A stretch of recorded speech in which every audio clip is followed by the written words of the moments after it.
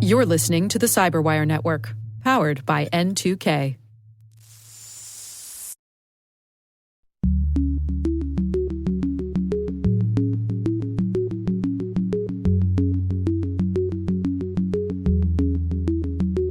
Business has been largely unregulated with their data, and they're figuring out new ways to use it.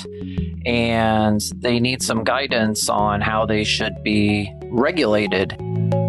Hello, everyone, and welcome to Caveat, the CyberWire's Law and Policy podcast. I'm Dave Bittner, and joining me is my co-host Ben Yellen from the University of Maryland Center for Health and Homeland Security. Hello, Ben. Hey, Dave. On this week's show, Ben shares news on the ability of the government to search your electronic devices at the border. I have a story about Google drawing the attention of HHS for gathering medical patient data. And later in the show, my interview with Bret Cohen. He's president and CEO at Tier 1 Cyber. He's got some interesting insights on some of the parallels between data security and privacy laws and environmental legislation. We want to remind you that while this show covers legal topics and Ben is a lawyer, the views expressed do not constitute legal advice. For official legal advice on any of the topics we cover, please contact your attorney.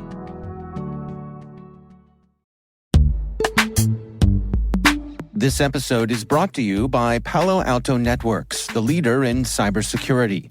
As AI-driven attacks increase, organizations can't afford to have network security that's stuck in the past.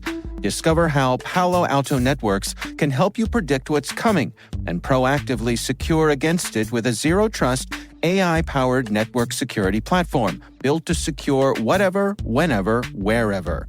To learn more, visit paloaltonetworks.com/network security platform.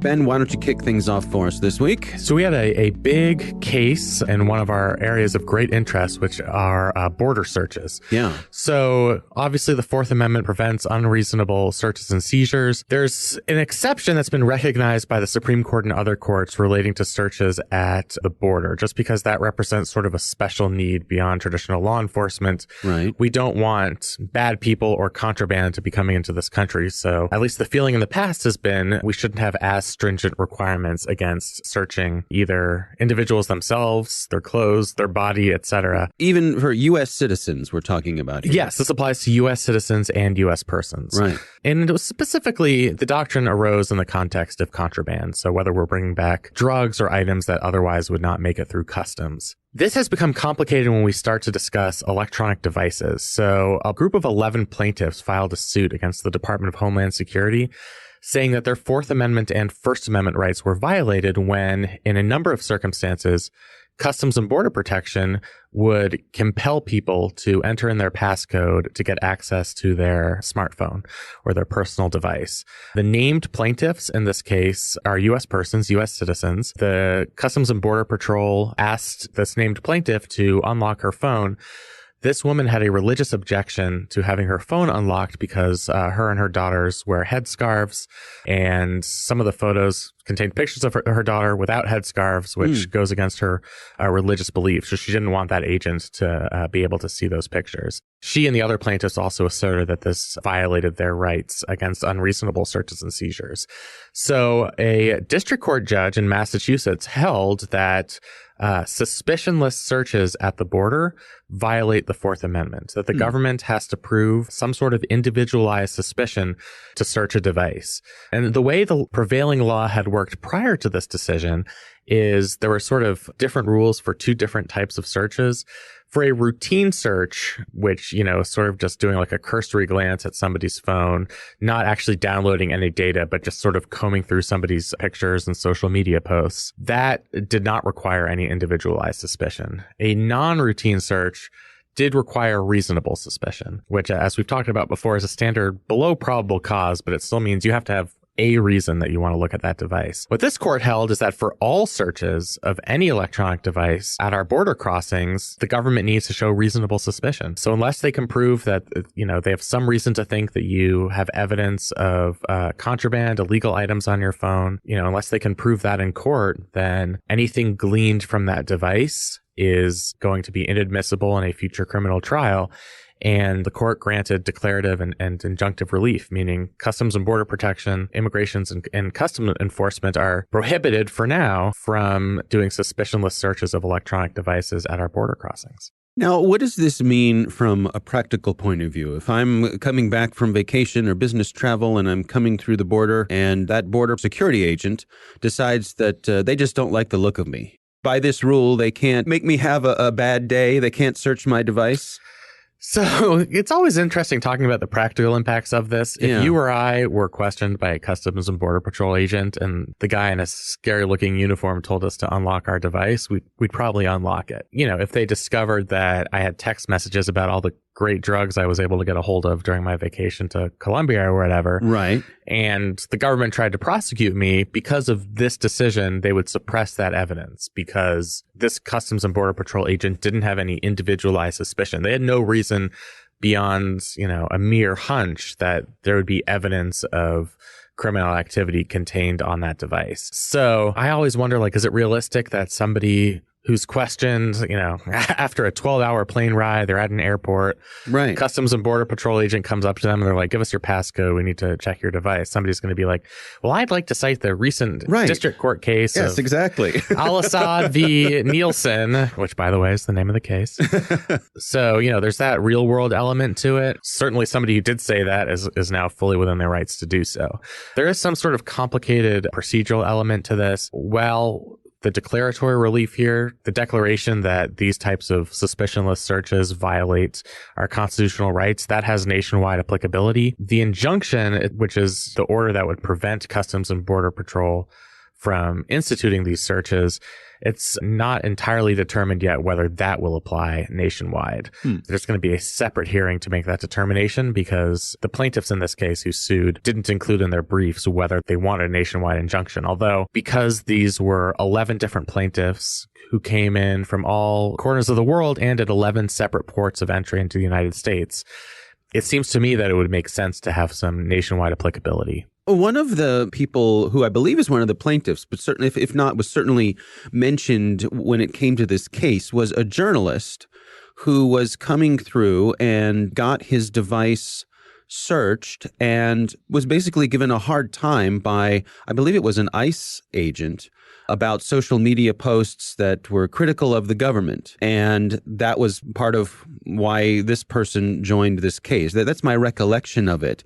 To me, that sort of thing is more chilling than anything else. He was hassled. He was slowed down. He was hassled, given a stern talking to by someone in authority.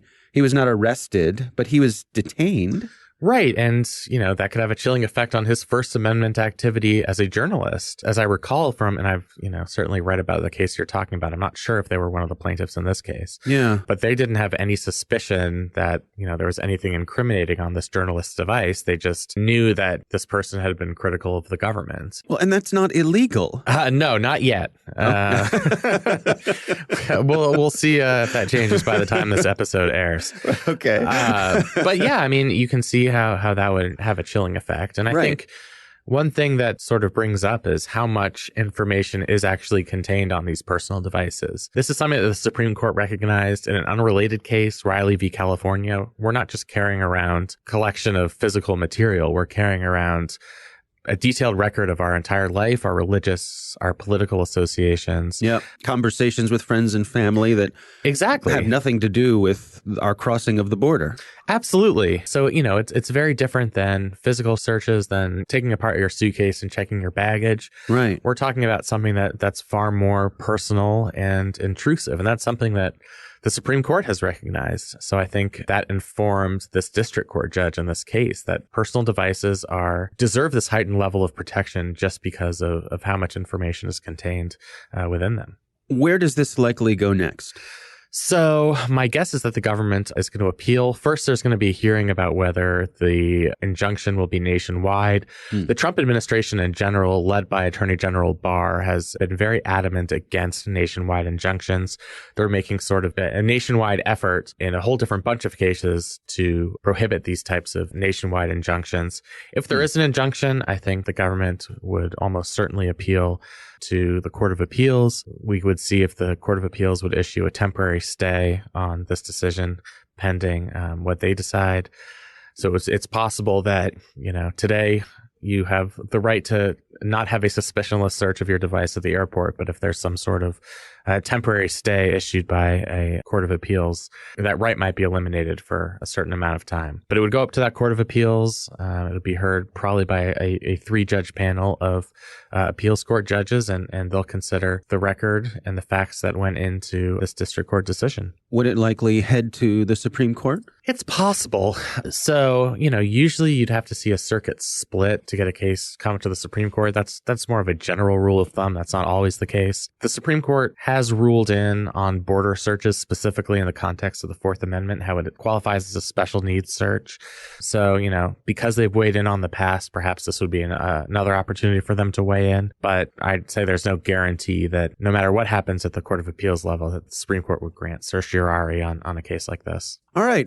I suppose for folks who advocate privacy and so on, this is an important win. It sure is. And this is a case, the plaintiffs worked with the ACLU, the Electronic Frontier Foundation. They are some of the best privacy lawyers in the country. And, so this was a big accomplishment, a big win for them and for privacy and civil liberties advocates. All right. Well, my story this week has to do with Google and some of the attention that they have drawn from the Department of Health and Human Services, specifically their Office for Civil Rights. Turns out that Google has a project called Project Nightingale, which... why do they have to choose the scariest, most random sounding project name? That sounds like a bizarre military operation. So I suspect that they are referencing Florence Nightingale, who I believe is credited with being really the founder of modern nursing.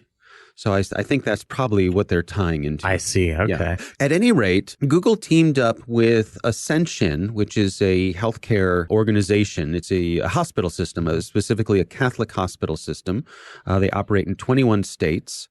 And Google teamed up with them to gather patient data. And Google says that they're using this patient data to analyze the data and allow the folks at Ascension to better serve their patients, which sounds like a reasonable endeavor.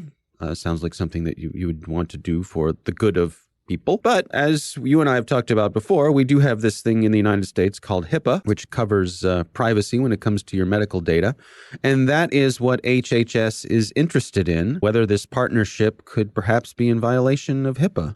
What do you make of this, Ben? Yeah, it's a really interesting case. I mean, first of all, Project Nightingale is pretty intensive. They're including patient data. It's not just, completely anonymized data. It's from this article, it claims that it includes names and birth dates. And the goal, according to Google and Ascension, is to help deliver more targeted medical treatment. That language is important because the way HIPAA works, health systems and hospitals are able to give HIPAA protected information to third parties if those third parties are going to use that information for a clinical purpose or to support clinical activities. So if they were to use this information to further medical research or for some other reason that would assist with patient care, then it would be HIPAA compliant. Where it would not be HIPAA compliant is if Google were collecting this information for non-clinical purposes, such as give me all of the people who have, heart conditions, and we'll put Lipitor ads. Right. I keep using the same company. I should think of a different example. Yeah, but that's the thing here, right? I mean, that I suppose if it were some data analytics company that no one had ever heard of, that wasn't in the primary business of selling ads, probably people wouldn't notice. They'd say, oh, this is fine. Ascension is partnering with someone to analyze the data and deliver better healthcare. But when it's Google, it kind of makes us raise our eyebrows and think, well, they certainly have an interest in vacuuming up data for their own selfish purposes. Right. And that's, I would say that's one of two reasons why this seems so suspicious. Uh-huh. So the fact that it's Google makes all the difference in the world because every single person virtually in this country sees Google advertisements. So if we see that our personal medical information is being given to Google as a third party, we're probably not that concerned as to whether they intend to use it for clinical purposes. They have it, and that in and of itself is going to be a concern. The other concern is that doctors and patients were not notified of this partnership. Now, in some ways that makes sense. The hospital system and Google came to an arrangement. They probably wanted to prevent blowback from patients and doctors about invasions of privacy, but they still wanted to conduct this work to develop more robust medical records. So, but isn't that like if I really want to have a chocolate chip cookie, so instead of asking my mom if it's okay to have it, I just take the cookie? Yeah. As somebody who has a young child, that strategy does not work for them. Right. Yeah. So I think that's sort of one of the reasons why it caused so much alarm. So, yeah. One thing that's worth noting is these types of relationships exist in other contexts. Other hospital systems, I think this article mentioned the Mayo Clinic, have entered sweeping partnerships. Mayo Clinic entered a partnership with Google to store its data in the cloud, to use Google's analytics tools to analyze clinical information. In that case, Mayo Clinic insisted that the data would be anonymized, which seems to not have been the case when we're talking about Ascension Health. So, this is something that's not wholly out of the ordinary. And it's authorized under the law with this clinical use exception, which is I wouldn't call it a loophole because I think it's a legitimate purpose. We would want these third-party companies to use what they bring to the table, which is, analytical capabilities, technological capabilities to aid in clinical outcomes. Yeah. But it would be nice to get informed consent from patients and doctors. Yeah. Yeah, that's an interesting tension there because obviously when you go for informed consent, you're less likely to get the number of people that you'd get otherwise. Right. And the data is only going to be useful, it's going to be more and more useful the larger sample size you can get. But then again, this article mentions that 150 Google employees have access to this treasure trove. I mean, when we're talking about a hospital system that's in 21 states, I'm guessing we're talking about millions of health records. So, the fact that 150 Google employees have access to those records, including names and birth dates, I could see why somebody would be like, I support clinical research. I support using analytical tools to improve medical outcomes, but this is just a step too far. Perhaps it's not worth it, even if there are medical benefits from this type of relationship, to have all of this data taken without informed consent from the patients. Yeah.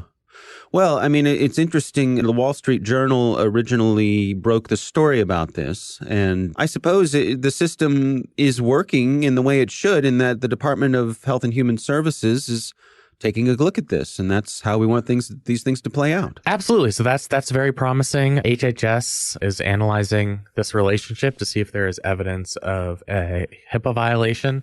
That's what regulatory agencies are for. I don't know exactly how the Wall Street Journal got their hands on this information. Because it seemed to have been secretive and not shared with Ascension employees, I'm wondering if it came from some sort of anonymous leak. But yes, I mean, as soon as HHS got a hold of this information from the media, they immediately announced that they were going to conduct an investigation, which I think is promising. Like I said, that's what HHS is for, is preventing abuses of our federal statutes. Right. All right. Well, that's certainly one to keep an eye on, to see how that one plays out. It's time to move on to our listener on the line. Our listener on the line this week is Tony from Buffalo. He calls in and he has this question for us. Hi, this is Tony from Buffalo. If one of my friends or relatives hands me his laptop to fix, would it be legal for me to download his personal documents, like his tax returns or financial records? No, that's an interesting question, Ben. What do you make of this? So to be a nice person, you probably just should not do that. But yeah, not good to be poking around on someone else's device. No, and I would say, Tony to Buffalo, whether this is you or a friend of yours, right, asking for a friend. Yeah, asking for a friend. If you're given a computer for a limited purpose, I would not download somebody's personal information. Right. However, because this is a law and policy podcast, I'll answer this in the context of what's called the Computer Fraud and Abuse Act, which prevents unauthorized access to personal information. The way the Computer Fraud and Abuse Act works is there can be criminal or civil penalties if you have, even if you've been granted access to a device for a limited purpose. If you glean information from that device that goes beyond that limited purpose, you are violating the Computer Fraud and Abuse Act. So, if you work in an IT department and somebody gives you their laptop to fix some sort of hardware issue and you download their personal files, that would be a Computer Fraud and Abuse Act violation. Now, I suppose if that laptop belonged to the organization, if that was your work laptop, all bets are off, right? I mean, yes, that's completely different if it's not your personal laptop, because I'm sure the nature of the agreement with your employer is that they retain access to the information on their computer. They have the right to check it at any time. But when we're talking about a personal device, I think this would run afoul of the Computer Fraud and Abuse Act. The other question related to this is, does the act apply to somebody's personal device? So originally, the Computer Fraud and Abuse Act only applied to government computers. The act was amended to account for the dot-com boom in the 1990s to include any device, whether private or public, that is connected to the internet. So, it's sort of interesting that perhaps the rules would be different for a device that did not have a wired or wireless connection to the internet. That's interesting. But, I'm not sure how a court would come down if, let's say, somebody had access to the internet, had, their TurboTax files in there, but happened to be in a place where there was no Wi-Fi, and so they weren't connected at that moment. Yeah. What about these cases where folks have taken their computers in to have them repaired at, the local computer shop, and those repair people stumble across illegal things, child pornography or something like that, and they feel an obligation to report that to the police? How does that play into all this? According to the Computer Fraud and Abuse Act, they would still be potentially criminally or civilly liable because that would exceed the authorization given to them to look at that device. In the real world, there would probably be some sort of process where you could be a whistleblower and give that information to the government, and you could do so anonymously without the government worrying about violations of the Computer Fraud and Abuse Act. We talk about things like inevitable discovery. That could be something that a court could use. They could say, whether it was the guy at the computer repair shop who came across this or anybody else, it was inevitable because this child pornography was contained on this device that it was going to be discovered. So therefore, it can be admissible in court. But from a technical standpoint, if that was a connected device, that would be a violation of the Computer Fraud and Abuse Act. Yeah. I heard one just in the past couple of weeks where there was a woman had taken her iPhone into the Apple store for some work. She went to the Genius Bar. Was it Rudy Giuliani? I do not believe it was. Okay. No. This was outside of his technical support needs. Mm-hmm. But on her device were some private, personal, intimate photos of herself. And somehow the person at the Genius Bar saw these photos and copied them and posted them online. I believe the person at the Apple store quickly lost his job, but way out of bounds there, right? Yeah, I mean, that is a facial attack against the Computer Fraud and Abuse Act because you're abusing what your limited access was for, which was to fix that device. And it is a data privacy protection law. It's limited in its applicability, but it is one of the strongest data privacy protection laws the federal government has on the books. All right. Well, thank you to Tony for calling in with the question. Coming up next, we've got my interview with Bret Cohen. He is from Tier 1 Cyber. He's got some interesting insights on some of the parallels between data security and privacy laws and environmental legislation.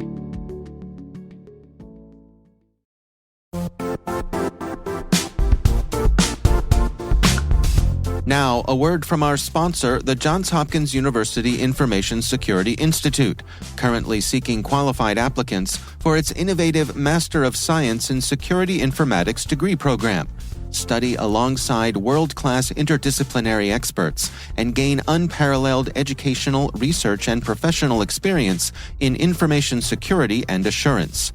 Interested U.S. citizens should consider the National Science Foundation's CyberCore Scholarship for Service program, which covers tuition and a $6,000 annual professional development allowance, as well as providing a $37,000 additional annual stipend. Apply for the scholarship and the fall semester by March 1st. Learn more at cs.jhu.edu/MSSI.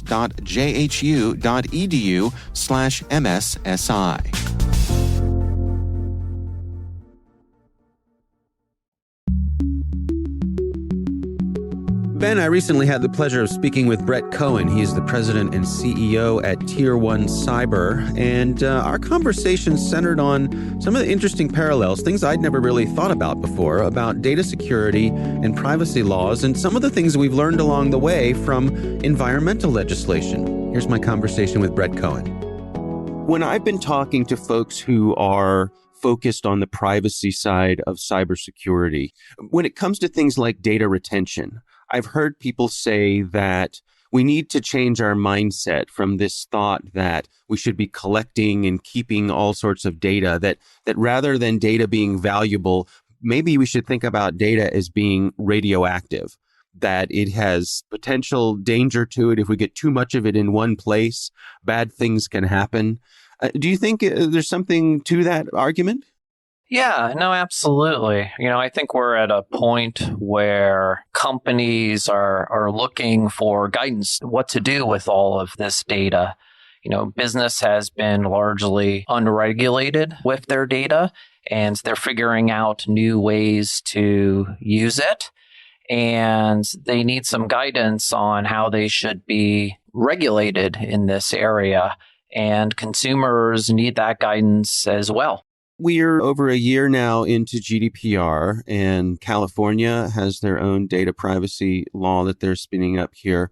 What do you think we're seeing from that point of view, the effect that that's had on how companies are handling storage and retention and even their relationship with data and privacy? Sure. I think companies are still trying to figure that out, quite frankly. In particular, kind of medium-sized businesses, those businesses in the, 50 million in annual revenue to, 250 million, they're not sure exactly how to handle their data, how GDPR really applies to them or doesn't apply to them. And, with CCPA coming on board here shortly, they're equally as confused, quite frankly, which is exactly why, there's been a push for the national privacy legislation. Do you think we're headed in that direction? Do you think we'll see a national legislation for privacy?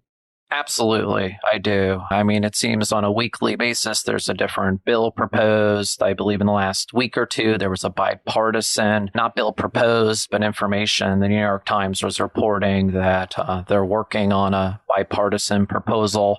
Now, I don't necessarily see it happening, obviously this year or even next year for various, political reasons and distractions, if you will. But certainly, I think 2021 in particular, we're primed for it. Businesses are ready for it. And it's something that I think we all deserve. It's interesting because some people I've spoken to are skeptical that Congress will be capable of putting something together like this. The dysfunction, their inability to pass anything right now, that will keep them from being able to do anything and that we'll have to rely on the states. Do you think that's a possibility? In the short term, yes, but certainly not in the long term. I mean, here's really where the parallels between the environmental and the privacy law are kind of align. Privacy, environmental law, 50 years ago, it really needed a bipartisan effort. There was a lot of debate of whether or not something could actually get done, but it did get done. They created a system. They went out there kind of out on a limb, if you will, but there was a real need for it, a need for it for company's sake, for competitive sake. And, I think we're going to see that on the privacy front as well. There's going to be a real demand for it, a need for it, not only for consumers' sake, but in particular for businesses. And as we're seeing GDPR and CCPA, I think actually those laws will drive us to a national privacy standard because there are still aspects of those laws that are undefined, quite frankly. So I think once those are on the books and businesses have a little bit of experience trying to comply with them, that will make this much more obvious and needed as we move forward.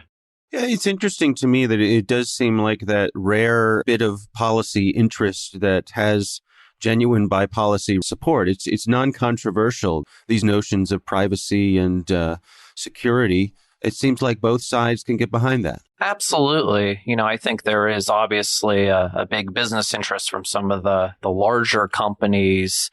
in getting this done and getting this done in their manner. But, I think in particular, the small and medium-sized businesses really need this. And if we can create a level playing field, that will certainly benefit all. And I think it's up to our legislatures to demand that from the larger companies, from all the different stakeholders, to get something that really is truly bipartisan through. What are some of the specific challenges that face those small and medium-sized businesses when it comes to dealing with these issues? I think it's a matter of resources to put to it. If you have all these different standards, lots of different state standards, and they vary in different ways, then it makes it very expensive and complicated for mid-sized businesses to try to figure out how exactly to comply with them. And then even with the CCPA, for example, it has a provision in it that companies have to have reasonable information security controls, protocols in place. Exactly what does that mean? How are medium-sized businesses supposed to figure out what cybersecurity framework they're supposed to follow? How do they limit their liability? They want to do well, they want to do right by their clients, consumers, but they're having an awful hard time, or they will have an awful hard time figuring out exactly how to comply with vague standards. What are some of the lessons that we can take from environmental policy of days past and even how things function in that zone these days? What are some of the lessons we can use for that when it comes to cybersecurity? I think one of them is this concept of unintended consequences that we saw with environmental law. Some of the environmental laws were very broad in scope, and they didn't necessarily take a holistic point of view when they were initially passed. So, for example, there would be a regulation for regulating the clean air, and it'd be very strict and stringent, and companies would try to apply, but it would create more hazardous waste. And then we didn't necessarily pass laws at the right time to regulate the hazardous waste. So, kind of applying that to the data privacy world, what information will be protected? How will it apply to different size entities? And in particular, I'm interested in the liability portion of all of these proposals. What if companies do comply, but they have a cyber event, a breach? Because as we know, it's difficult to protect against these things, difficult to create a foolproof system. So if they are breached, does that mean that they still have liability? What assurances can we give mid-sized businesses? And a lot of these liability issues have been kind of evolved and been dealt with in the environmental sense and can teach us a lot of lessons for data privacy. The more you sort of go through the issues there, I think it really is a fascinating analogy that you have both local issues. If I have a factory that inadvertently lets something, spill into a local river, well, that's an issue.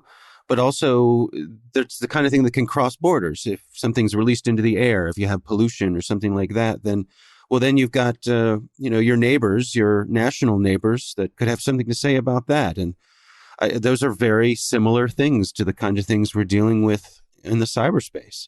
No, absolutely. And, back to the liability point for data privacy, do we create a kind of a strict liability system that if a company does get breached, that they still have to fix the consequences and pay penalties?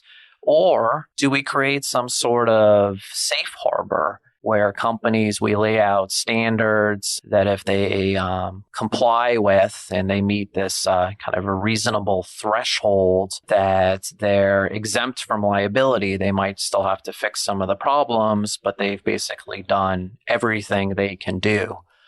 On the environmental side, we have a little bit of both. We have some aspects that are strict liability, you're responsible no matter what. And we have other aspects where if you pass certain standards, you still have to clean it up per se, but you don't necessarily have the penalties associated. What are your recommendations for those small and medium-sized businesses who are trying to navigate the environment right now, kind of hanging in there while these things shake out? Any words of wisdom for them? I would recommend that they do the best they can do. I mean, that sounds like an obvious point, but, I think a lot of these new regulatory systems promote this kind of reasonable compliance standpoint. So you have the technical aspects, which are fairly straightforward to follow, quite frankly.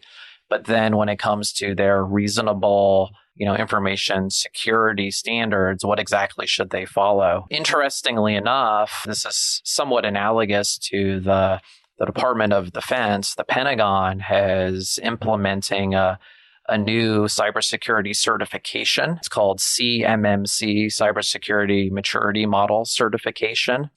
And they're requiring that for all of their contractors. And it's basically sets forth protocols, different controls that the companies have to have in place and certifies them at different levels. So, back to your question, I think these small and mid-sized companies can basically pick a framework. Maybe it's CMMC, maybe it's NIST, maybe it's ISO. There are, lots and lots of different frameworks. But pick a framework. Do the best you can do to comply with that. And that should be, I won't say good enough, but that's a good standard and a good starting point for them in trying to navigate these seas as it still becomes more known. All right, some interesting things there, Ben. What do you think? Yeah, definitely interesting. I'm maybe not as bullish as Mr. Cohen is on the chances for national data privacy legislation. I do think there is a desire out there, as he said, on the part of users and on the companies for a national standard. Maybe I just have a lack of institutional trust in Congress to solve a really important issue like this, especially when you're dealing with potential landmines. He talked about liability as one of them. And, you're going to get a lot of angry lobbyists and constituents if companies are going to be held strictly liable for data breaches. That's something that might frighten a member of Congress. I might not be quite as bullish as he is on the chance for a national standard. Right. What's interesting to me is that in some ways the CCPA might turn into the de facto national standard the way GDPR turned into the de facto international standard, because if you're forced to comply with the CCPA, whatever practices you're going to change to comply with that, in the context of California, you're necessarily going to change those for the other 49 states. Yeah. So it's almost like a race to the top, which is better than what we often see, which is the race to the bottom. There's a reason why all the credit card companies are located in South Dakota, right? Right. And why all businesses are incorporated in Delaware. So, I think that aspect was interesting. The constitutional nerd in me, which always comes out, especially on this podcast, got me thinking about when he was making the comparison between environmental laws and data privacy. Got me thinking about the Commerce Clause and why the founders included it in the first place. Our federal government was supposed to be one of limited powers, enumerated powers, but one of those powers was to regulate interstate commerce. And the reason is interstate commerce was an issue of national applicability. So we needed to have uniform national standards that we could conduct business across states. And I think in the context of both environmental legislation and data privacy, you can see why that's so important. Yeah. The winds can flow from Virginia into Maryland. The water can flow from Pennsylvania into Maryland. So right. These are issues that are cross-cutting across state lines. And so it would make sense from a constitutional perspective for Congress to be empowered to come up with a solution. One of the things I found really interesting about what Bret had to say was about unintended consequences. And it reminded me of this funny thing that I think happened with GDPR, where, you have a right to be forgotten. Well, if you have a right to be forgotten and there had to be verification that you've been forgotten, how do they verify to you that you've been forgotten if they've forgotten you? That sounds like right? quite a tongue twister there. Well, yeah. I mean, so how do you maintain the data that documents that someone has been forgotten if they've requested that their data be forgotten. Yeah, it's a bit of a catch-22. It is. Because that very request is going to be on the record. Right, exactly. Yeah. Exactly. So, that to me, that's the sort of conundrum that you can end up with these sorts of things. And that's an interesting point, Bret made. Yeah, and all of these laws have unintended consequences. Usually you discover them several years down the line. This is not limited to data privacy. Right. All federal and state laws end up having some sort of loophole, and that's why, they're amended in the future. I think one thing that's unique to data privacy is because this is such a relatively new area. States are supposed to be our laboratories for democracy. So if California is our laboratory, we're going to look to them to see if their legislative language was clarifying enough for compliance. And if there are those unintended consequences. And, those are lessons that the federal government and the other 49 states can take. But, to extend the metaphor, California is a very large lab. It's like the largest lab in the science wing of your local college. So, right. If they're looming over everything because of their scale. So if there's like a massive chemical explosion in that lab, those chemicals are probably going to leak into the Nevada room and the Oregon room and into the Arizona room.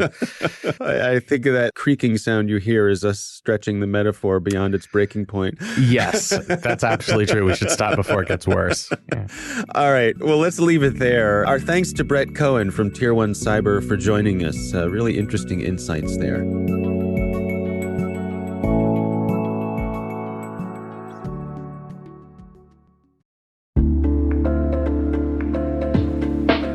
And now, a word from our sponsor, SpyCloud, the cybercrime analytics leader.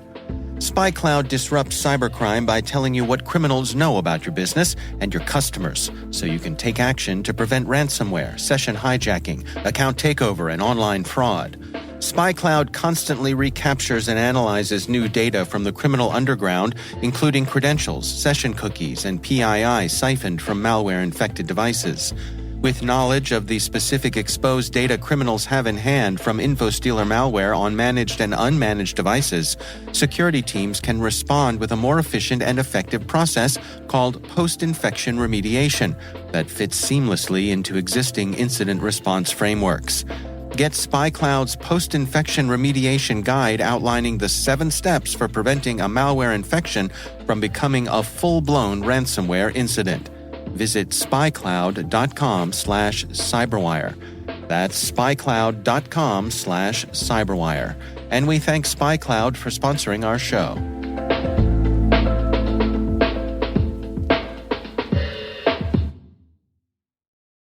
The Caveat podcast is proudly produced in Maryland at the startup studios of Data Tribe, where they're co-building the next generation of cybersecurity teams and technologies. Our thanks to the University of Maryland Center for Health and Homeland Security for their participation. You can learn more at mdchhs.com. Our coordinating producers are Kelsey Bond and Jennifer Iben. Our executive editor is Peter Kilpie. I'm Dave Bittner. And I'm Ben Yellen. Thanks for listening.